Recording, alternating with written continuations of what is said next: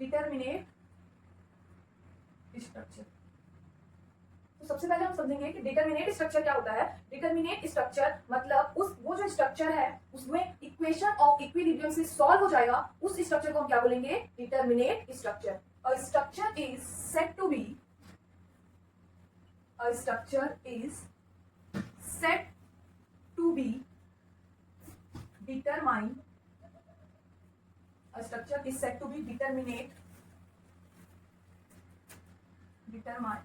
a structure is said to be determined if it can be analyzed by equation of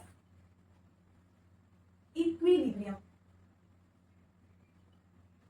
equation of equilibrium is called determinate structure. ठीक है, अगर कोई भी structure है वो equation of equilibrium से determine हो जा रहा है, उसको हम सॉल्व कर पा रहे हैं, उस स्ट्रक्चर को हम क्या बोलते हैं, डिटर्मिनेट स्ट्रक्चर। अब हम एक एग्जांपल से समझते हैं।